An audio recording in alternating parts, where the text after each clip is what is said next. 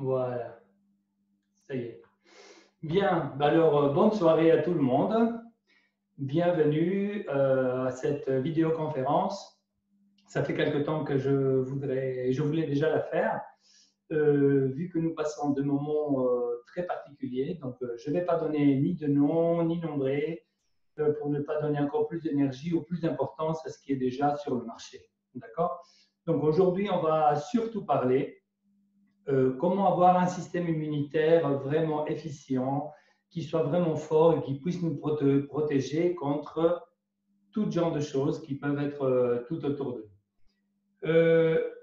Juste une petite parenthèse, parce que ce qu'on a mis sur le marché actuellement, et donc malheureusement, il y a pas mal de choses, de décès, hein, il faut le dire, c'est que quand on parle de ce genre de virus, donc ce qui est important pour que le virus puisse être effectif, c'est le terrain. Si on a un terrain en bonne santé, on va avoir des symptômes, mais on ne va pas aller jusqu'à l'extrémité. Donc ça, c'est très important à savoir. Il peut y avoir toutes sortes de virus, mais si le terrain dans lequel il veut rentrer dedans, ou il va rentrer dedans, s'il est en bonne santé, on va avoir des symptômes, on va avoir des choses, mais qu'on va pouvoir s'en sortir. Par contre, si le terrain il n'est pas favorable, donc à ce moment-là, ce virus il va être vraiment létal. D'accord? Mais aujourd'hui, on va vraiment parler de comment protéger et comment préparer ce terrain pour que justement il n'y ait pas d'histoire. D'accord? Trois piliers importants ce soir, trois piliers importants. D'abord, c'est l'alimentation. On va parler vraiment de comment créer un petit déjeuner, comment créer un repas, un déjeuner, comment créer un repas du soir, comment manger correctement pendant la journée en combinant correctement les aliments pour éviter toute fermentation dans le corps. Cette fermentation, pour moi, elle est très importante parce qu'elle est responsable vraiment de notre état de santé. Et donc, je vais vous l'expliquer vraiment en détail. Le deuxième pilier important, c'est l'exercice au quotidien. C'est très important aujourd'hui de faire de l'exercice pour vraiment activer au niveau cellulaire, oxygéner pour que les cellules puissent vraiment être en pleine forme. Et troisième pilier important, c'est le mental positif. Donc, il faut voir qu'est-ce qui se passe au niveau des émotions, l'excès d'émotions qui va venir perturber vraiment notre organisme au niveau énergétique et au niveau fonctionnel. D'accord? Donc, aujourd'hui, il est très important de comprendre qu'est-ce qui fait que nous produisons de la fermentation à l'intérieur de notre corps. Et pour cela, je vais vous donner un premier exemple. Ce que je retrouve partout quand je voyage dans le monde entier pour donner mes conférences, dans chaque culture, je retrouve la même combinaison alimentaire qui est vraiment mauvaise. Et je vais vous l'expliquer tout de suite. C'est quand on mélange des protéines avec des hydrates de carbone. Qu'est-ce qui se passe? Alors, les hydrates de carbone, c'est quoi? C'est pain, riz, patates, pâtes, carottes, chou-fleur, maïs, betterave, courge, potiron. Vous voyez? Ce sont des amylacés, ce sont des hydrates de carbone, ce ne sont pas des légumes. Oui? Et les protéines, tout le monde connaît, c'est soit la viande, soit les poissons, soit les œufs, les protéines animales. Mais on a aussi des autres protéines qui sont les légumineuses, mais on va en parler aussi tout à l'heure de comment les combiner. D'accord? Bien. Quand on ingère un hydrate de carbone, dans la bouche, il se libère une enzyme qui s'appelle la ptyaline. Cette ptyaline, elle va envelopper l'hydrate de carbone et commencer sa digestion. Ça commence dans la bouche. Ensuite, vous l'avalez, ça va dans l'estomac et l'estomac doit avoir un milieu plutôt alcalin, très peu acide pour que cette enzyme puisse continuer à travailler et digérer l'hydrate de carbone. Quand on ingère la protéine, l'estomac, lui, il va libérer une autre enzyme qui s'appelle la pepsine. Cette pepsine ne peut travailler que dans un milieu acide. Donc, l'estomac, il va commencer à produire de l'acide chlorhydrique et à ce moment-là, il va annuler l'action de la ptyaline et l'hydrate de carbone arrête sa digestion. Qu'est-ce qui se passe alors avec cet hydrate de carbone dans l'estomac s'il ne peut pas être digéré? Avec les 38 degrés de chaleur qu'il y a à l'intérieur de l'estomac, cet hydrate de carbone va commencer à fermenter. Et de la fermentation, il va libérer les amidons. Et l'amidon va m'envelopper la pepsine et ne me laisse pas digérer la protéine. Donc, ça veut dire que quand on fait ce genre de mélange, hydrates de carbone et protéines, qui est classique dans le monde entier, viande avec patates, poisson avec du riz, les pâtes bolognaises ou le simple sandwich au jambon, au salami, au fromage, que sais-je. Il n'y a pas de digestion. S'il n'y a pas de digestion, qu'est-ce qui se passe? On commence à avoir une grande fermentation de tous ces aliments qui sont dans l'estomac et qui ne peuvent pas se digérer.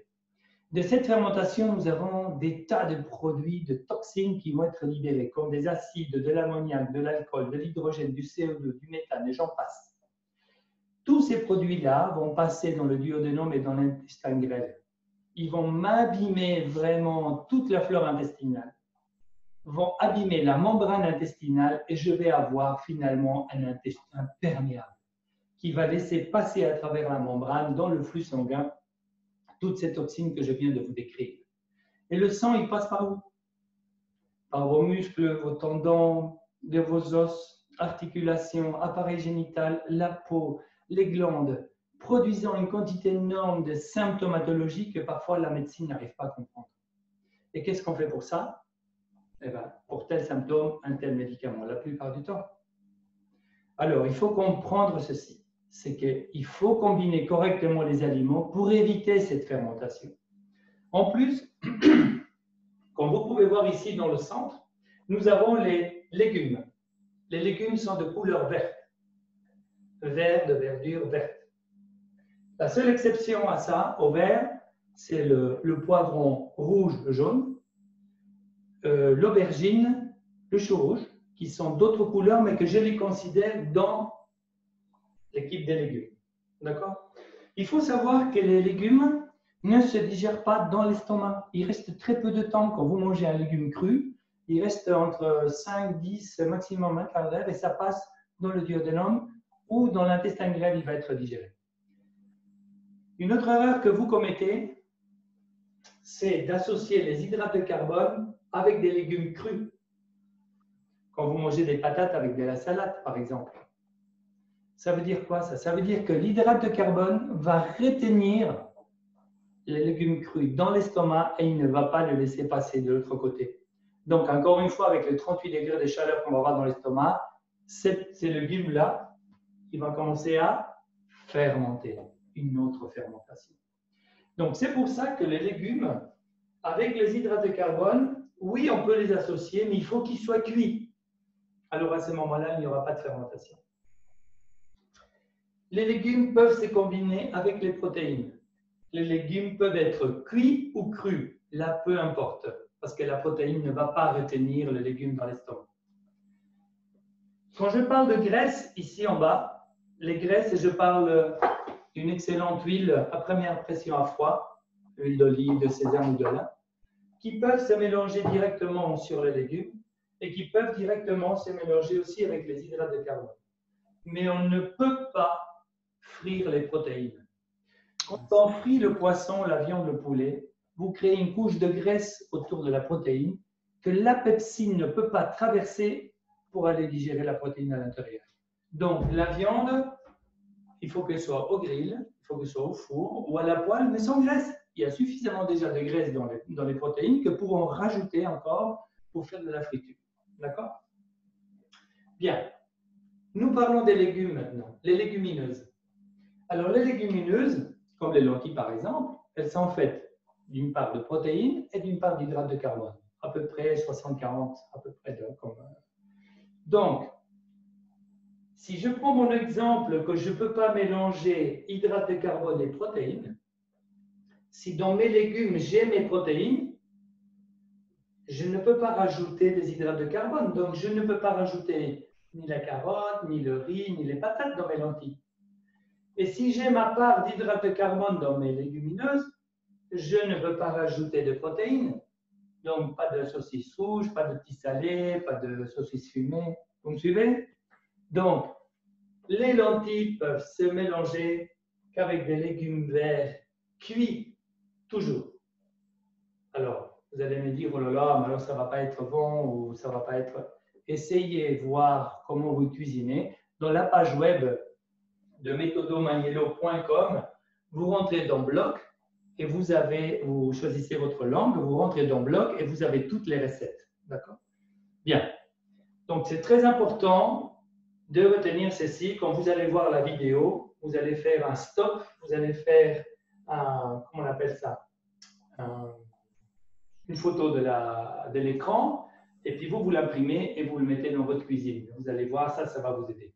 Les fruits. Qu'est-ce qui se passe avec les fruits? La plupart du temps, dans toutes les cultures, quasiment, on met des fruits après un repas. Oui, comme dessert. Et moi, je dis toujours que le dessert, c'est l'invention la plus diabolique de l'être humain au niveau alimentaire. Pourquoi? Parce que l'effet sucré, après un repas, ça va me donner une information pour que le duodénum va se dilater. Il va se dilater. S'il se dilate, l'estomac va s'ouvrir et va me laisser passer des aliments encore non digérés dans l'intestin grêle. Donc, les fruits, toujours, soit au petit déjeuner seul, mais le mieux c'est à mi-matinée et à mi-après-midi, hors de repas, et vous allez voir que vous n'allez plus avoir des indigestions comme d'habitude. Moi, je connais des cultures qui, après un repas, même de viande, etc., ils se mangent 1 ou 2 fruits. Si vous avez mangé hydrats de carbone et légumes, ils risquent encore de terminer leur digestion avec les amylases pancréatiques, d'accord, des enzymes libérées par le pancréas dans le duodénum, et ils vont terminer leur digestion là-bas. Mais quand vous avez mangé des protéines, c'est-à-dire un morceau de steak comme ça, épais comme ça, et le morceau de viande que vous avez mis dans la bouche, combien de fois vous l'avez mâché?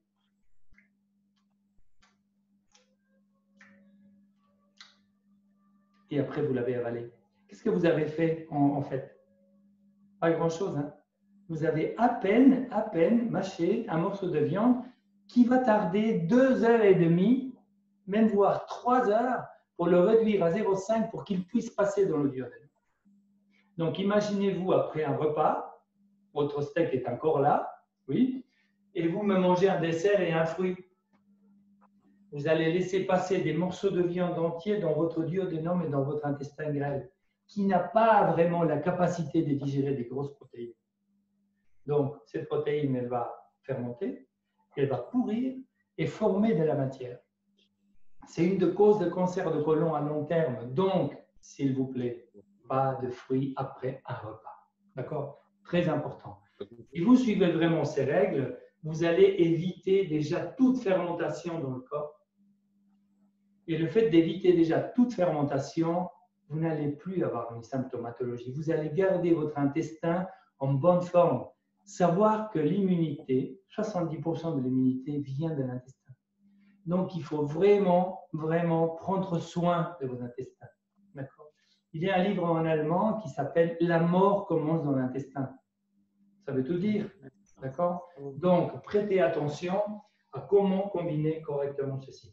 Au niveau des fruits, une petite parenthèse, nous avons 4 fruits qu'il faut consommer seuls, qu'on ne peut pas mélanger avec rien. C'est l'orange, l'ananas, la pastèque et le melon. Par leur composition chimique, il faut qu'ils soient consommés seuls. D'accord? Dans les fruits, nous avons aussi 4 groupes différents de fruits. Nous avons les oléagineux, donc des bonnes graisses. Nous avons les fruits sucrés. Nous avons les sémiacides et les acides. Ça, c'est chimique, hein, donc ce n'est pas moi qui l'invente. Les graisses ne se mélangent pas avec le sucre parce que ça fermente. Les graisses ne se mélangent pas avec les acides parce que ça fermente. Et les sucrés ne se mélangent pas avec les acides parce que ça fermente. Vous pouvez mélanger des fruits d'un même groupe, oui, mais vous ne pouvez pas mélanger tout. Alors imaginez-vous encore une fois votre bon steak avec une bonne salade et la plupart du temps en France des bonnes frites et à la fin une salade de fruits tout mélangé. Comment voulez-vous vous sentir bien après ça? Mais ce n'est pas possible.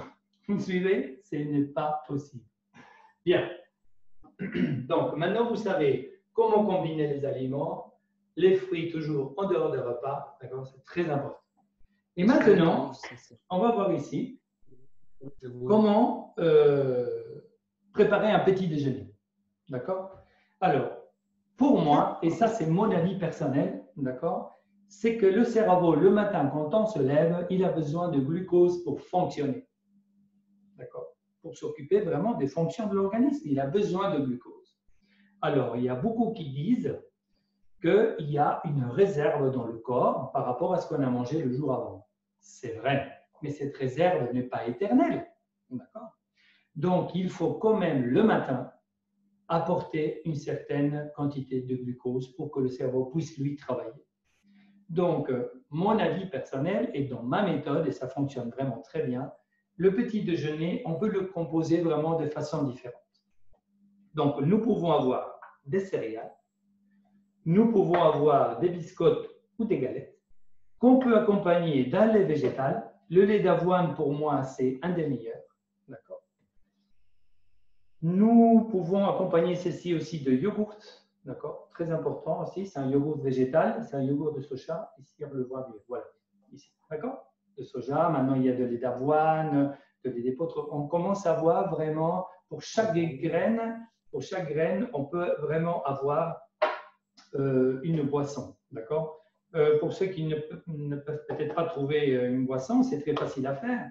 On prend 50 grammes de graines, d'avoine, d'épeautre, de seigle, de ce que vous voulez. Vous le laissez tremper dans 1 litre d'eau minérale de bonne qualité toute la nuit. D'accord. Et le lendemain, vous mixez, vous filtrez, et puis vous avez votre boisson végétale. Il n'y a pas de mystère. Donc, il y en a qui rajoutent un petit peu de sirop d'agave dedans ou quelques pincées de sel pour avoir un goût différent. Il y en a après qui la font bouillir avec un bout de cannelle. Et voilà. Donc après, chacun va trouver vraiment personnaliser un petit peu son lait végétal.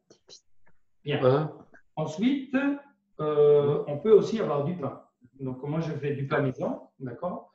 La recette du pain, elle est aussi dans la page web.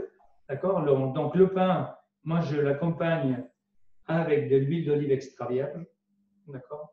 Dessus aussi, parfois, je peux mettre de l'origan, des herbes aromatiques par-dessus. Je peux aussi rajouter de l'avocat.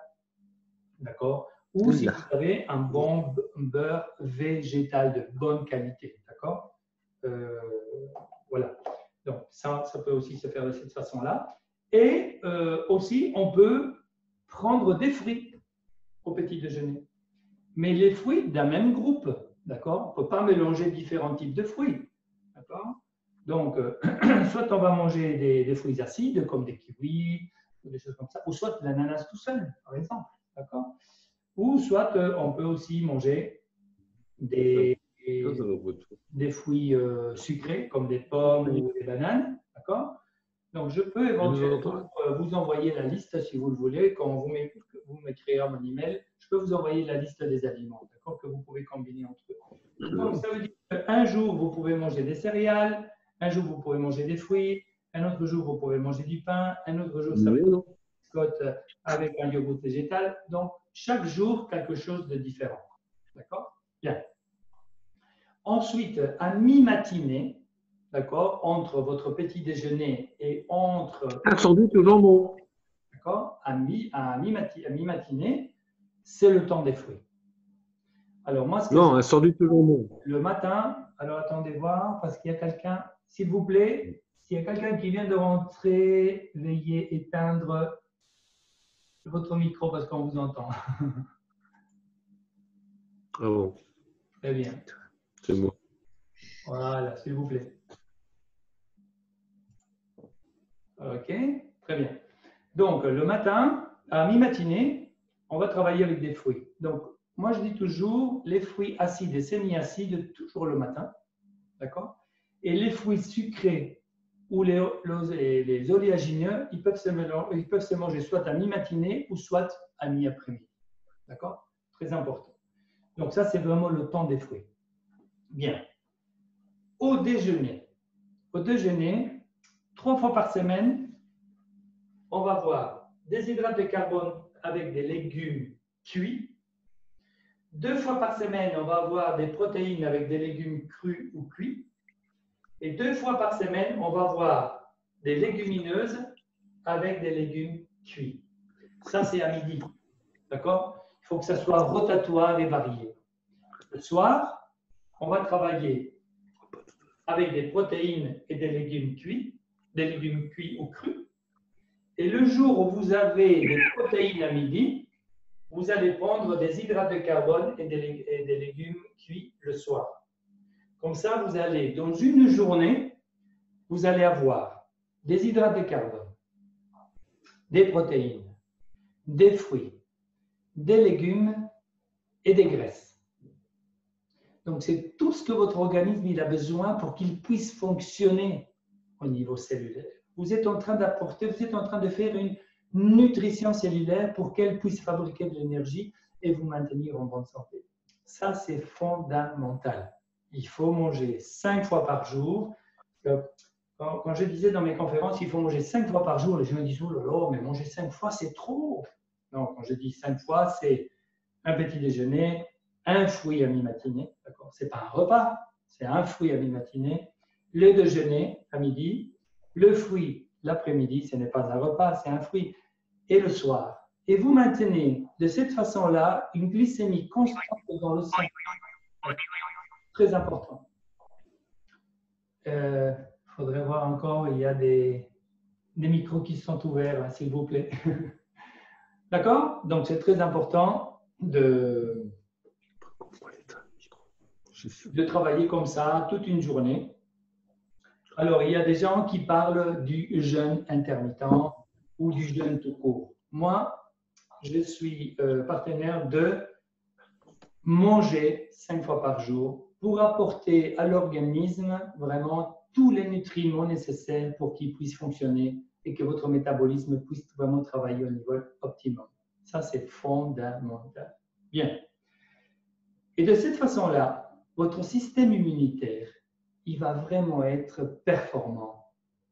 L'intestin va fonctionner vraiment très très bien. Il n'y aura plus de fermentation.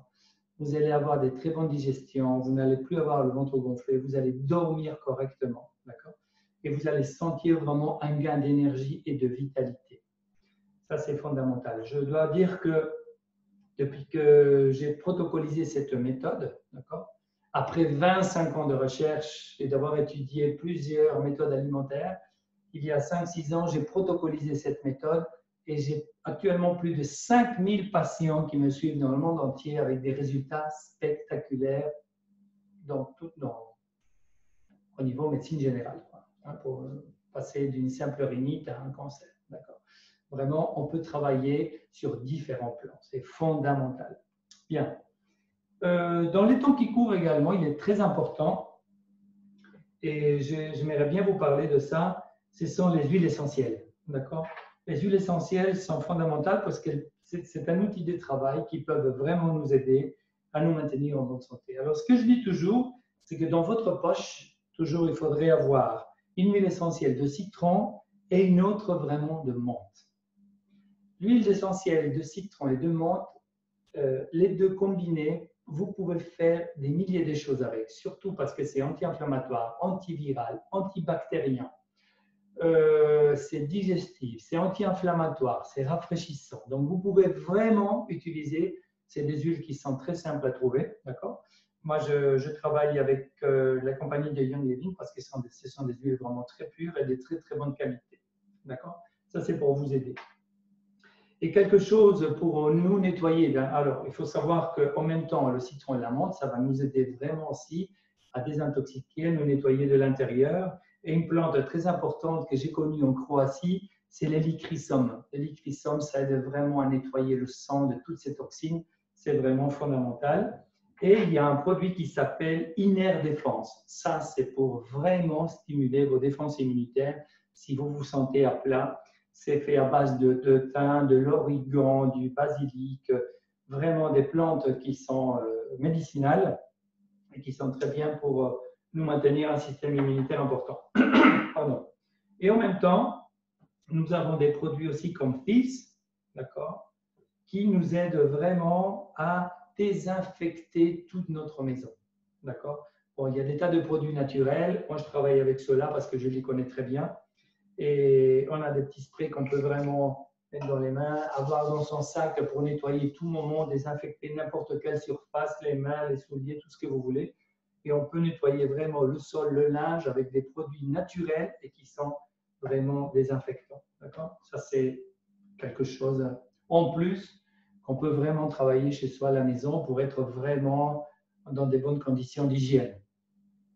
Bien, ceci dit, vous avez compris maintenant le premier pilier, c'est très important, l'alimentation. Le deuxième pilier, c'est l'exercice au quotidien.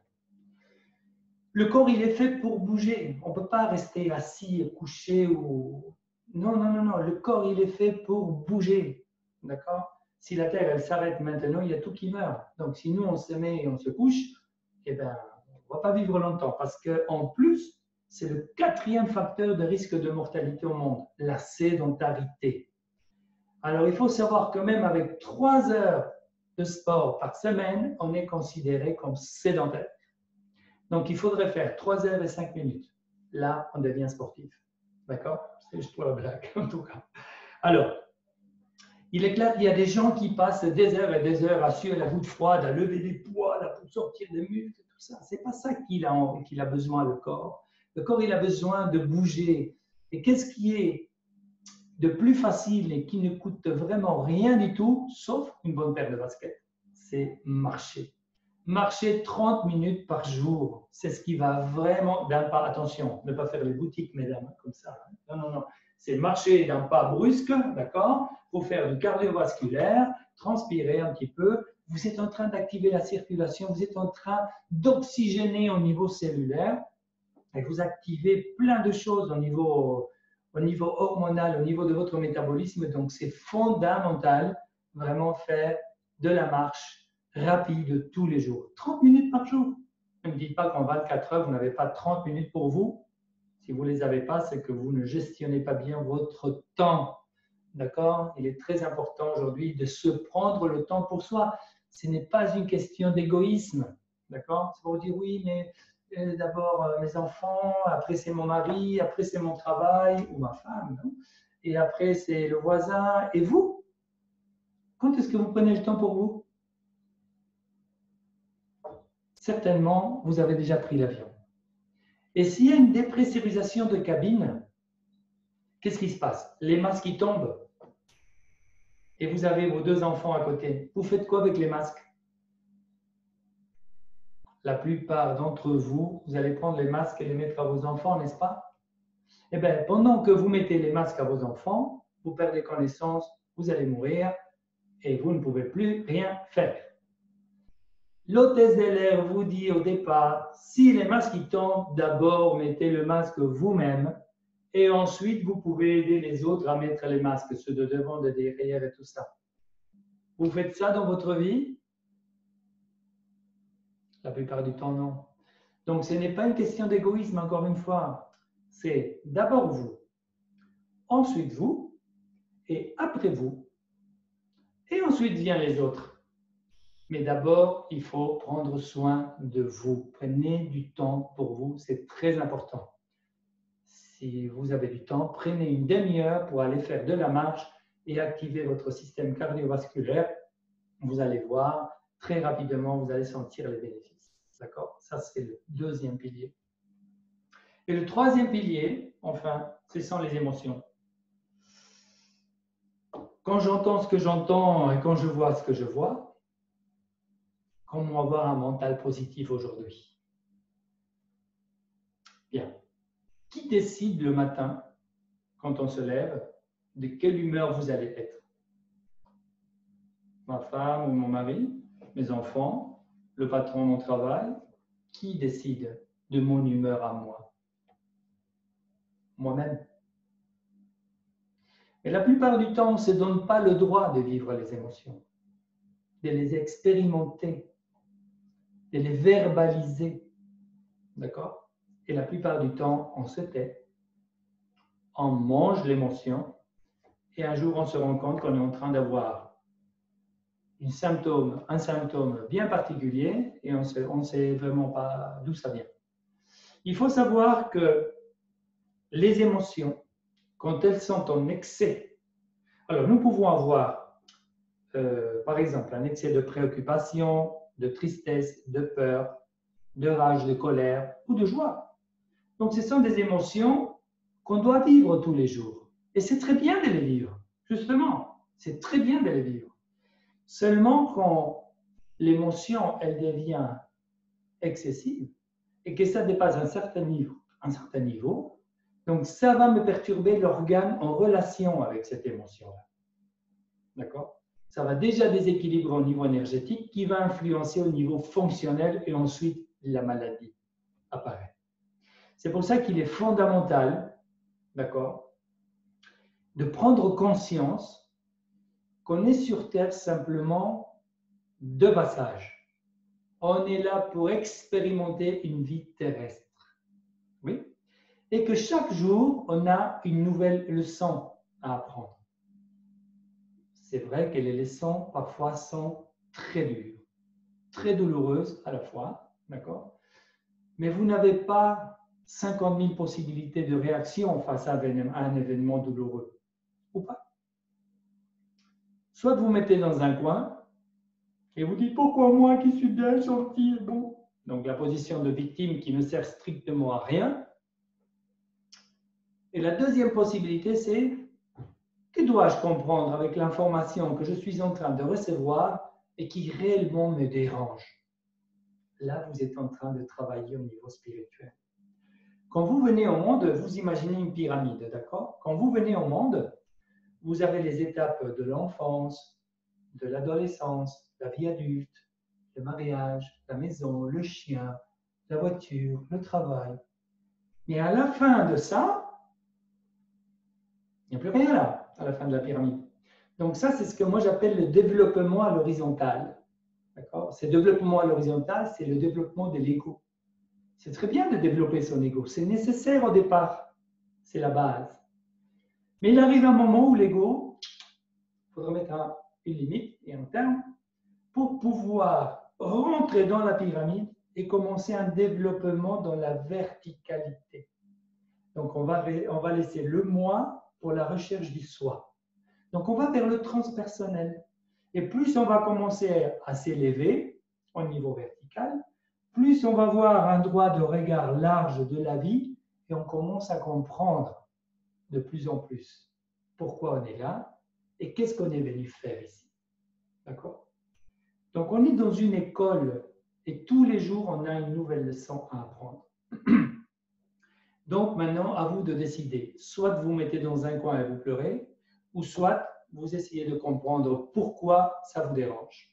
D'accord? C'est fondamental de comprendre ces émotions. Je vais vous donner deux exemples. La tristesse, d'accord? Puisqu'actuellement, beaucoup de gens sont en train de vivre la tristesse. Si elle est en excès et on ne l'exprime pas, d'accord, et on ne laisse pas couler ses larmes, vraiment l'excès de tristesse va m'affecter l'énergie des poumons, gros intestin et la peau.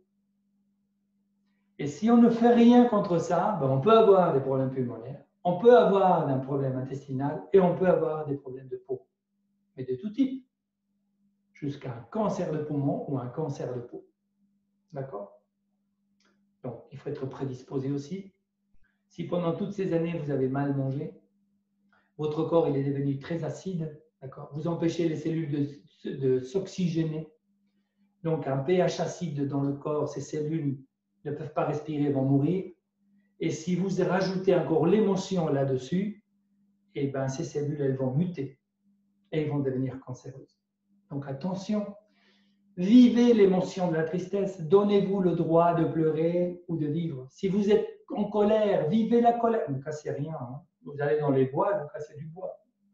Mais parfois, si vous vous laissez tomber une belle assiette, peut-être ça vous fait du bien. Mais bon, chacun va choisir ce moment de vivre sa colère. Mais vivez-la pleinement. Sortez ce que vous avez de l'intérieur de vous. Ne gardez rien à l'intérieur. D'accord? Et un simple exemple, surtout vous, mesdames, il faut savoir que l'énergie du foie contrôle le système génital. J'ai juste un petit exemple, parce que là, on pourrait passer des heures. Et là, on n'a vraiment pas le temps maintenant. Mais combien de vous, mesdames, d'accord, vous avez des problèmes de prurite vaginale? Combien? Et combien de fois le gynécologue vous donne la petite crème de cortisone pour mettre dessus parce qu'on vous dit « Ah, c'est un herpès ». Regardez qu'est-ce qui s'est passé 3 jours avant. Un excès de colère, de frustration et de rage. qui m'a vraiment déséquilibré l'énergie du foie et qui m'a vraiment provoqué un prurite au niveau vaginal, qui n'est pas un herpès. Ça ressemble, mais ce n'est pas. D'accord? C'est juste deux exemples pour vous dire que les émotions sont très importantes. Vivez-les pleinement, d'accord? C'est très important de les exprimer, d'accord? Et de ne pas manger vraiment ces émotions. C'est très, très, très, très important. Bien, je pense que j'ai déjà fait le tour un petit peu de tout ça. Donc, je regarde un petit peu l'heure parce que maintenant à 9 heures, je vais donner la même conférence mais en anglais, d'accord, avec un autre code. Et pour nos amis américains et parlant anglais, d'accord, qui en ont besoin aussi. Voilà, je pense que j'ai fait le tour. S'il vous plaît, ici, si vous pouvez voir Metodo Maniello, d'accord, @gmail.com et vous m'écrivez un email. Si je ne réponds pas tout de suite, c'est parce que je suis vraiment très occupé. Actuellement, on a beaucoup de temps, mais parfois le temps me manque, même en restant enfermé à la maison, parce que je travaille sur mes prochains livres. Donc, sachez qu'il y a une série maintenant de 15 livres qui vont sortir, donc avec des thèmes différents. D'accord? Ils vont sortir en plusieurs langues aussi. Donc, maintenant que j'ai le temps d'écrire, je vais écrire, je vais mettre tout ça en forme pour que vous puissiez avoir accès à toutes ces informations. Ou aussi, vous pouvez, ici, si vous pouvez voir, c'est, attendez voir, hop, là, info@metodomaniello.com. Mais le Gmail fonctionne tout le temps. D'accord? C'est très, très, très, très, très important.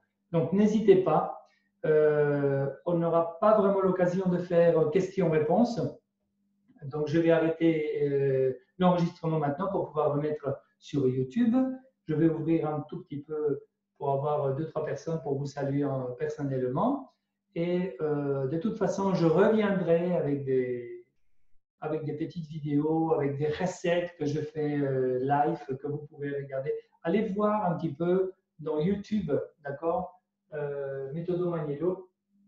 Dans ma chaîne de YouTube, il y a plein de recettes qui commencent à se mettre maintenant en place, qui sont faites en 3 langues, en espagnol, en français et en anglais, d'accord. Il y a plein d'infos qui sont là.